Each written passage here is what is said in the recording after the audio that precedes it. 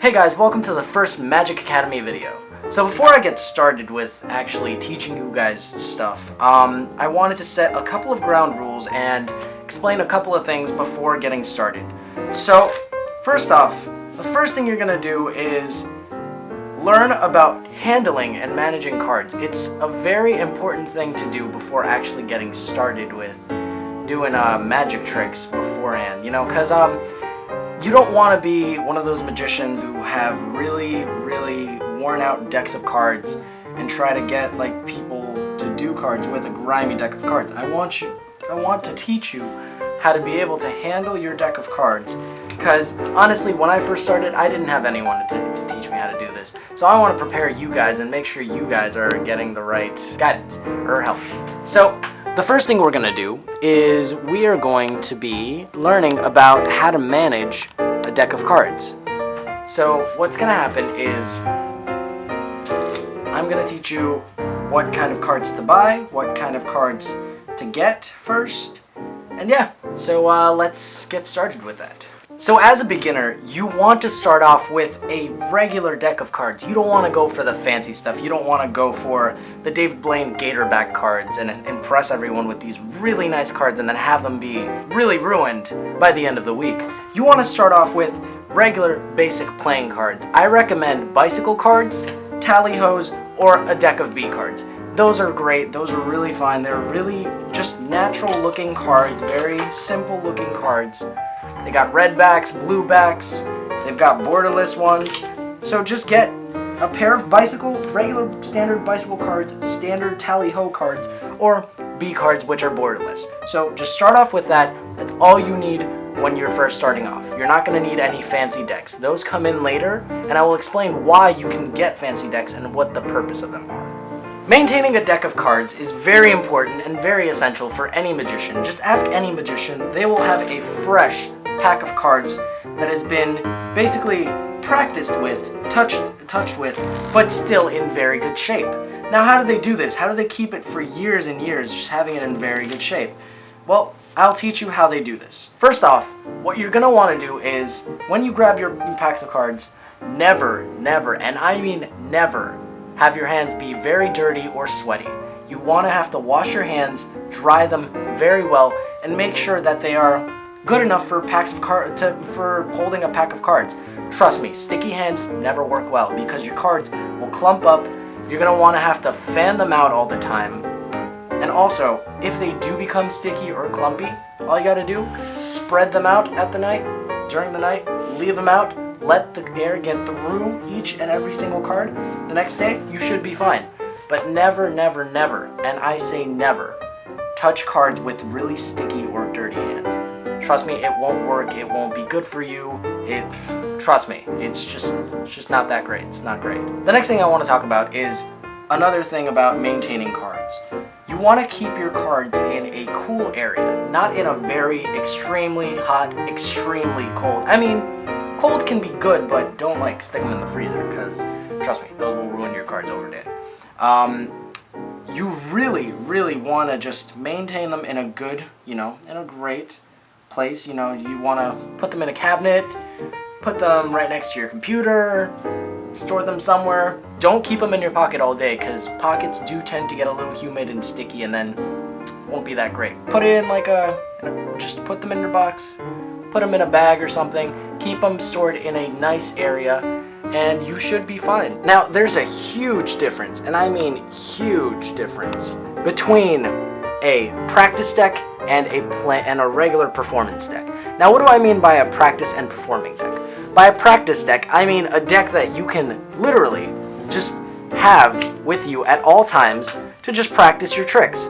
You're going to want to have to, just have your cards out, practice them. You want to practice some flourishes, you want to practice a trick or two, you want to do different things, There's a lot of stuff that you're going to want to do with a practice deck. You're going to be using this deck at all times. Trust me, this deck is the deck that you're going to be using all the time, which is why I say get a bicycle deck or get a tally-ho deck.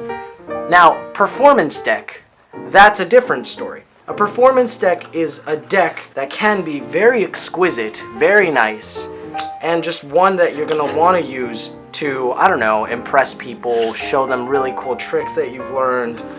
It's a really, really nice deck that, you know, you're gonna want to keep in really good shape, you know?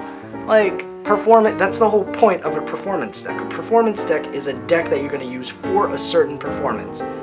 You can show your family, yes, but I'd rather you use a practice deck for your family or for your friends.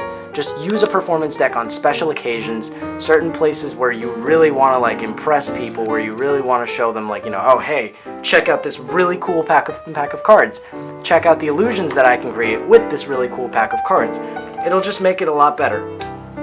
And performance decks, certain performance decks, well, they're not necessarily called performance decks, they're just called regular decks of cards, but certain decks, really nice decks, usually come with a card that shows what company it is from, and they usually have a really cool card that's the double backer card, which is used for a lot of tricks and stuff. But enough of that. Now that you know how to maintain cards and handle them, let's get started with a trick, shall we? So let's get started with the first trick. So for your first trick, you're gonna need a regular deck of bicycle cards. Am I correct? Yes? No? Maybe? I don't know. I'm the one teaching this stuff. So, all you're gonna do is tell the spectator, hey, pick out a card, any card. It can be any card they want. Now, say for example, they pick out the King of Clubs. Now, all you gotta do is tell them to place it wherever they want.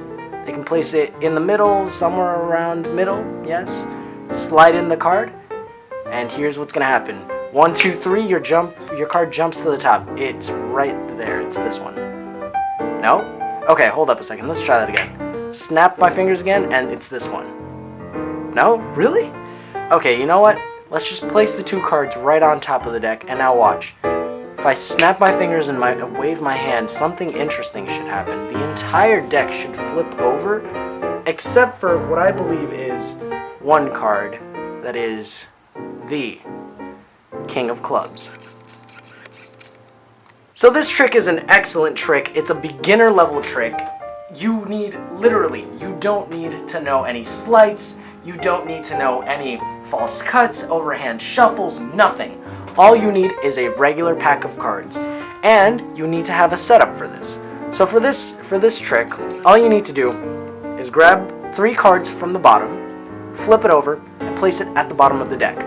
So this is your setup. All you have is a regular bicycle deck with 3 cards at the bottom that are flipped over. And now you're ready to begin the trick.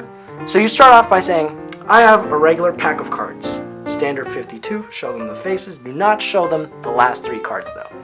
And you tell the spectator, hey, I want you to pick out any card. Go ahead, pick any one out.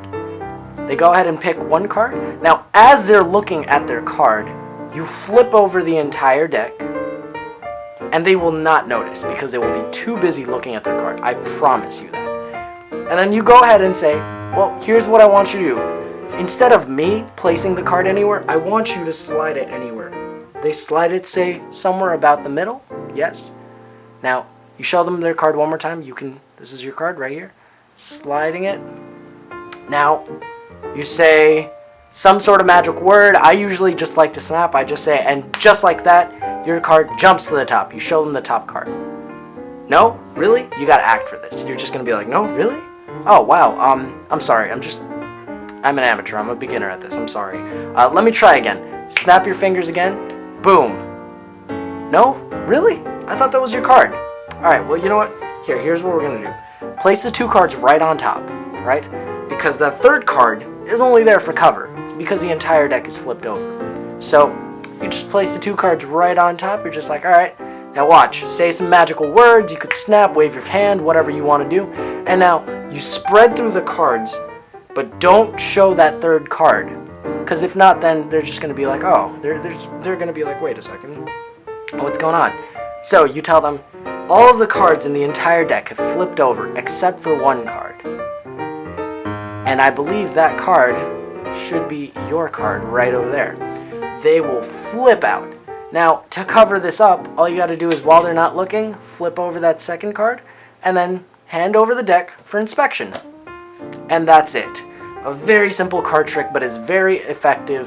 this is actually a Criss Angel card trick. He does this, and the effect is amazing because they're looking at you the entire time. They know you haven't switched the deck out or you haven't done anything, and it just gives the illusion that the deck has instantly flipped over right in your hands without even anything. So easy trick, but the effect of this trick is amazing. So I recommend you go practice this, and in the next episode I will be teaching you how to do some card control and some slides. Alright, thank you for watching. Subscribe to the channel if you like it. Give the actual video a like. Share it on Facebook, share it with your friends. If anybody you know wants to learn some magic, go ahead and share it with them. And actually subscribe to my other 2 channels. I got the A Story of Bros channel, which is a comedy skit channel if you like comedy. And I got my own personal channel in which I post vlogs, video game stuff, funny stuff, you know. So go ahead, subscribe, like this video, and I will see you in the next episode. Thank you guys.